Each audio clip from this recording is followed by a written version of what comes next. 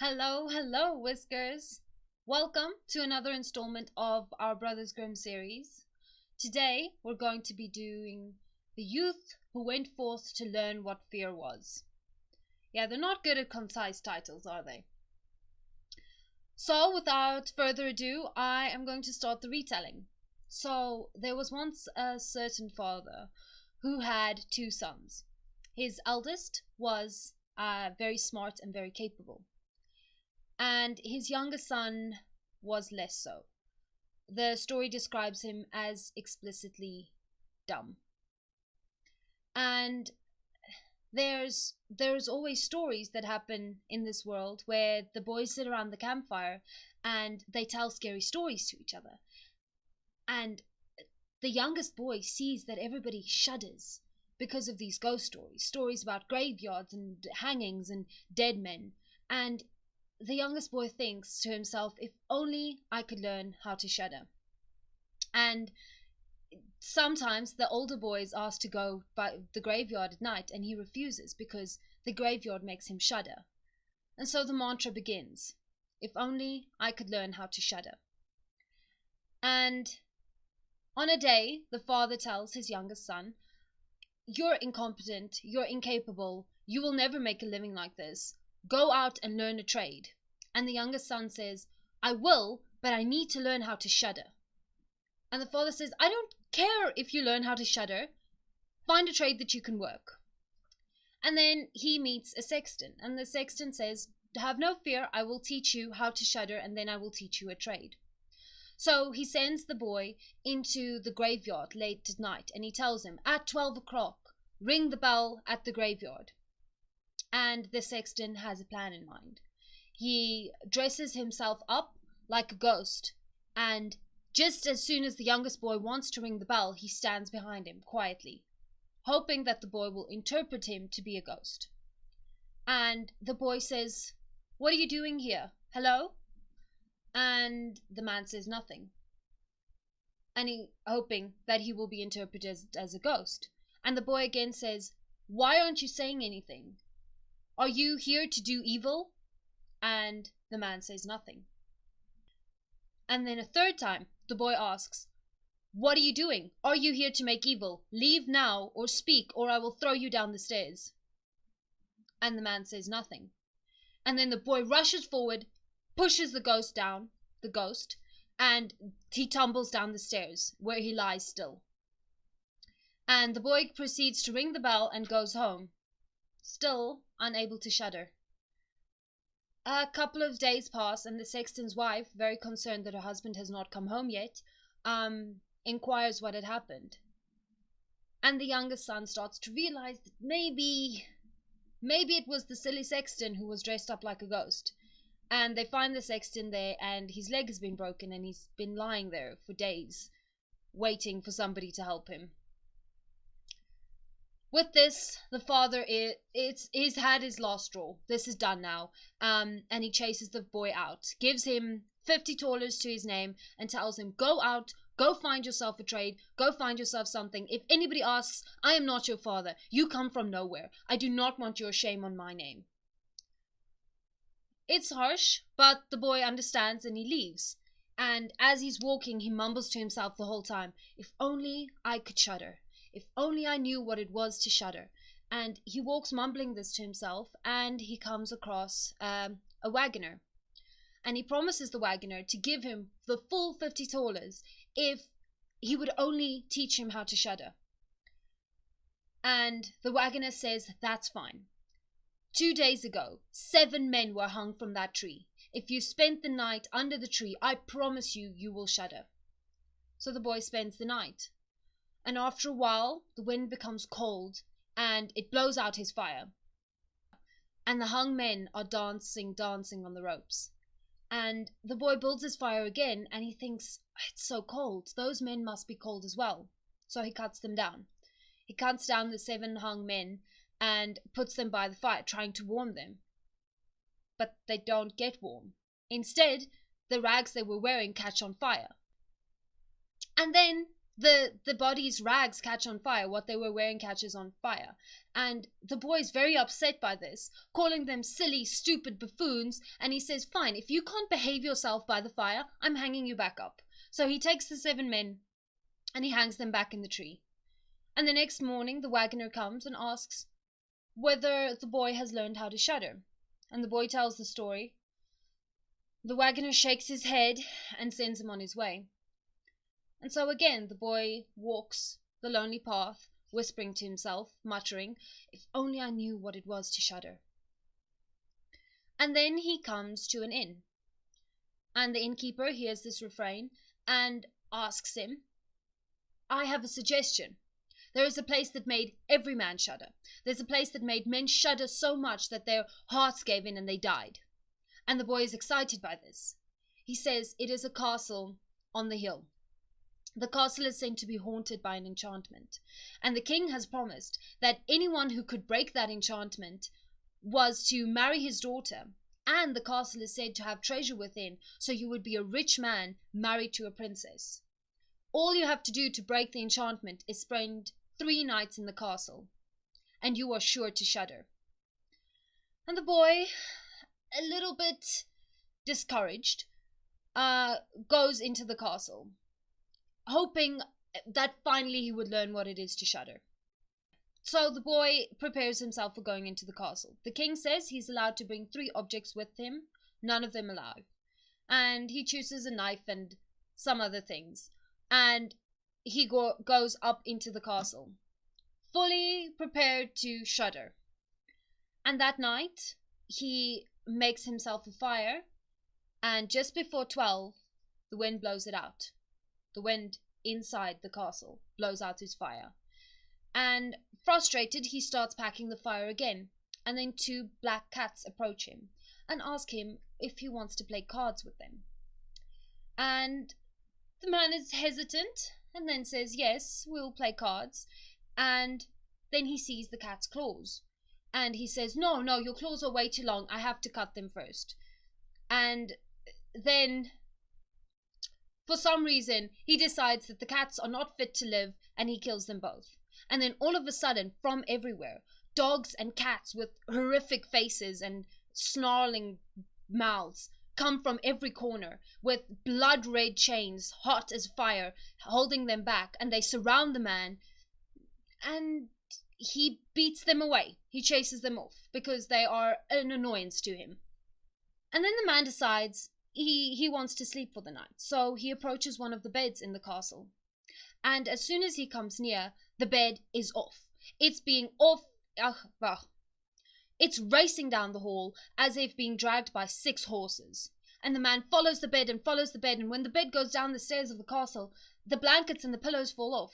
So the man simply takes the blankets and the pillows, and when the clock strikes 12, he goes to sleep.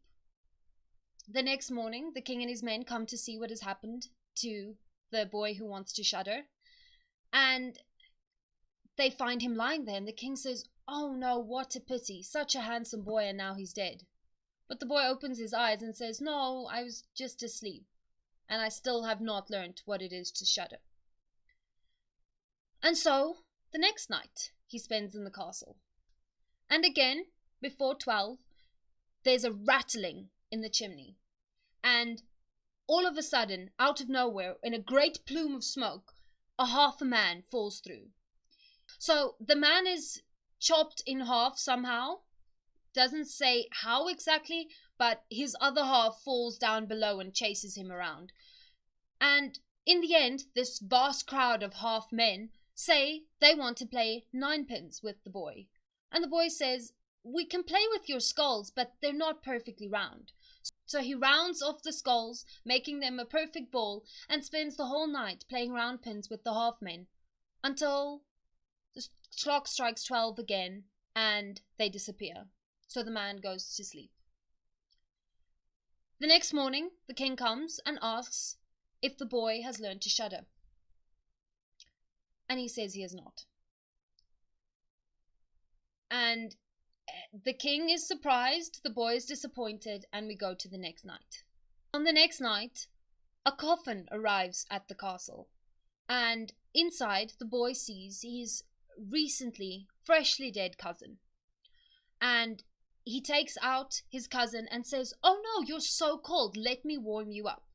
And so he goes and he takes his cousin and he puts his hand by the fire and puts his hand to the face of his cousin to try to heat him up, but it's not working. So he takes the whole body and puts it by the fire. And then he's sitting by a bench by the fire with his little cousin on the ground, and the body does start to heat up, and the cousin awakes. And the man is sitting on a bench by the fire, and his freshly dead cousin has now awoken and is trying to steal his seat. So the man says, "No, this is my seat."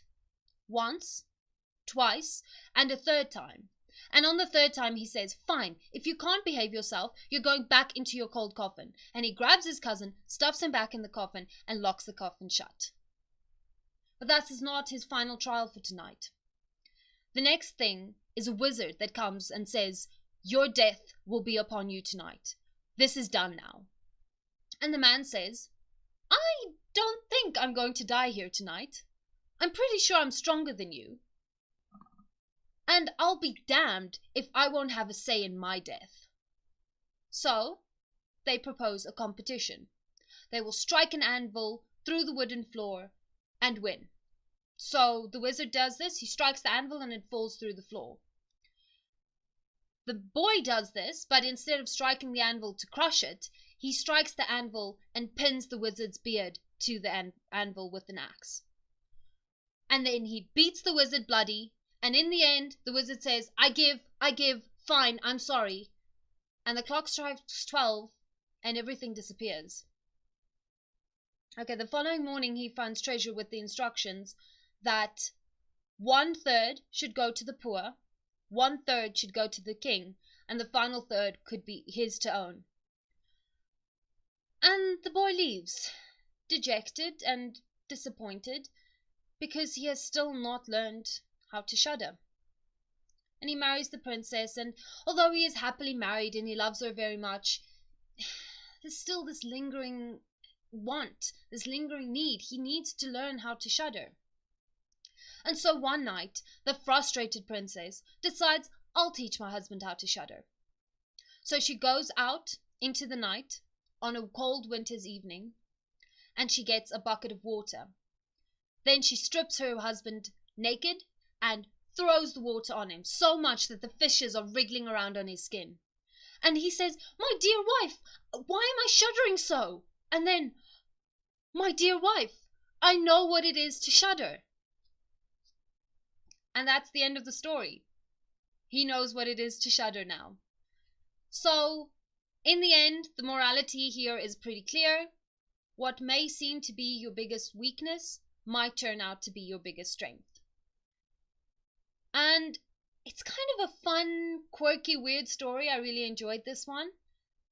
And when thinking about what a modern adaptation could be, I know why I enjoyed it so much, because the modern adaptation is also great, although a bit of a different story.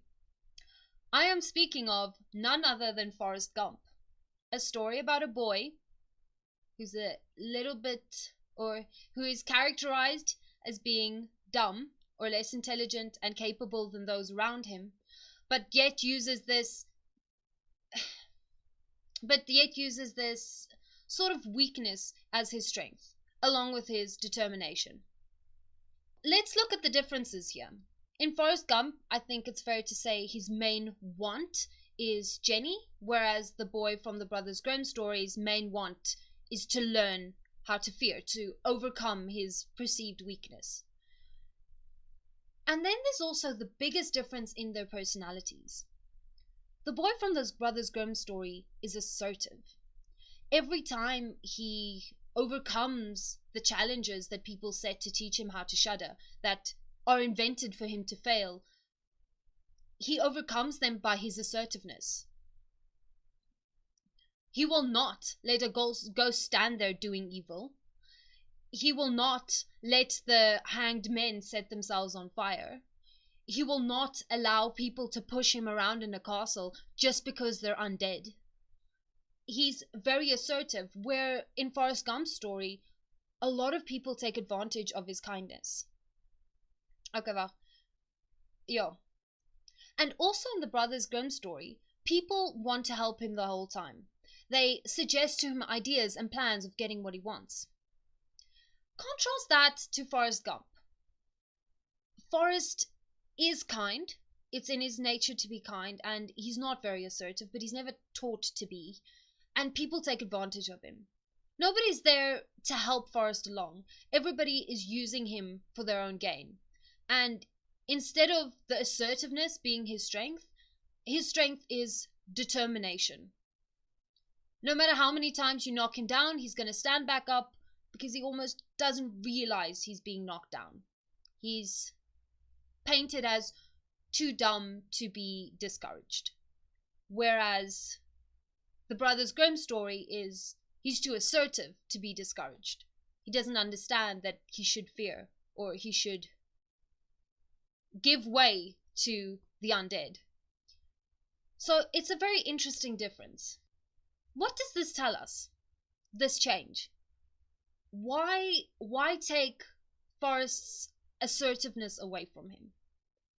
Now, assertiveness, just to be clear, is the idea of respecting yourself. Respecting yourself not above, but on equal footing with others. That you are responsible only for yourself and other people don't get to push you around. So, what is the benefit? What is the lesson of taking assertiveness away from Forrest? I have two options. Two possible solutions here. And I'd love to hear your opinions down in the comment section. The first one is a warning. So the first one is a warning. If you're naive, if you are a little bit dumb, people are going to take advantage of you. So you need to protect yourself. And that warning would be fine, except Forrest kind of gets Jenny and the family he wants at the end. It's bittersweet, but that's what happens. And so then there's the second option. The second option tells people like Forrest to be docile. Don't fight back. Don't try to fight back. Just let kindness rule the day. Kindness can defeat any evil. Kill them with kindness. That type of a vibe. And then in the end, karma will fix it. Because Forrest does get a lot of things just by virtue of his kindness. Sort of given to him or by accident. Or by virtue of his determination. There's a lot of luck involved. So the idea of a kind of justice in there is definitely prevalent. So yeah, I'm not sure between these two, but it's definitely interesting to see how much more, I don't even know if you could say inner strength, but how much more self-respect the boy from the Brothers Grimm series had, as opposed to Forrest, who is sort of painted as being not intelligent enough to even have the concept, the idea of self-respect, the idea of standing up for himself. As if standing up for yourself or having self-respect is something to do with intelligence. I don't know. This was a weird one. It's weird. The stories are very similar, but the characterization is treated very differently. So yeah, as I said, please let me know what you think. This was definitely a different one. And I will see you guys next week. Bye bye.